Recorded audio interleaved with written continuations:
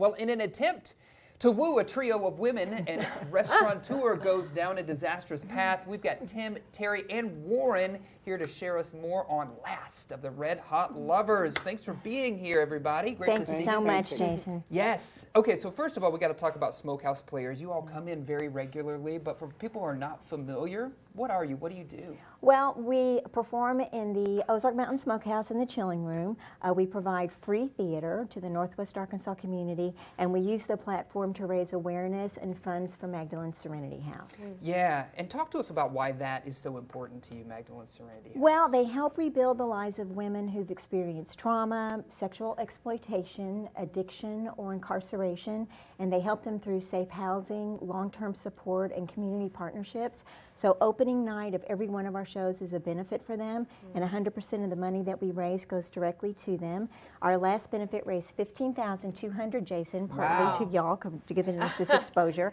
And we've got 7 matching donors for this show, so we're very excited on June 6th. So if anyone wants to come see the show and drop some money in the bucket for Magdalene Serenity House, that's perfect time with 7 matching donors. Yeah, that's impressive. What do you think about the theater scene? Obviously, you've got a budding performer in your house, but just knowing that stuff like this, free performances happen from Northwest Arkansas. Oh, it just makes it so accessible. Just thank you all for all you do. And yeah, the fact that you can go out and support someone and get free theater is incredible. It's like the icing on the cake. Use For theater sure. for good. Yes, absolutely. Yeah. We got to talk about the play now. Yes. Warren, you've directed this one. I have. Tell us a little bit about about it's it. Neil Simon, Yeah. the Shakespeare of the last 60 years. I Yes. mean, he's prolific.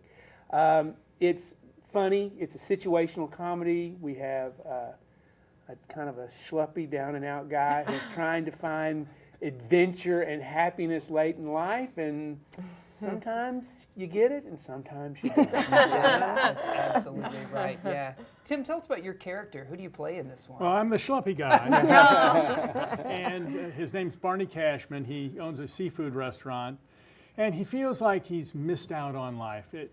In today's language, FOMO, fear of missing out.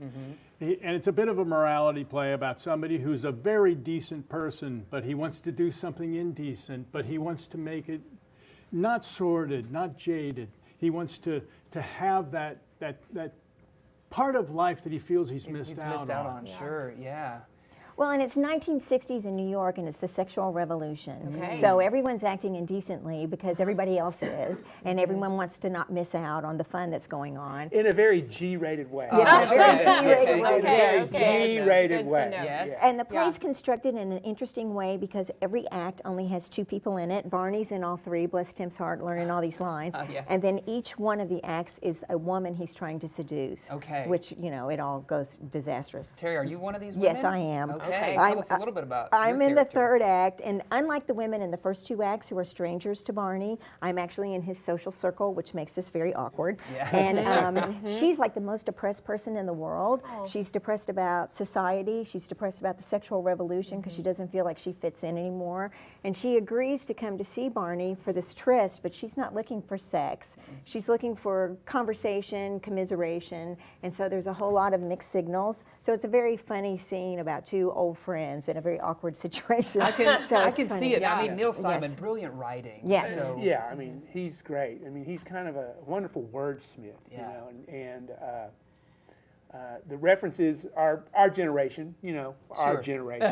Yes. Yeah, from the late 60s and early 70s. Yeah, for sure. But it's fun. Yeah, I bet it is, It's been a fun experience, and it's great directing just 2 people at one time. Yeah, and, certainly.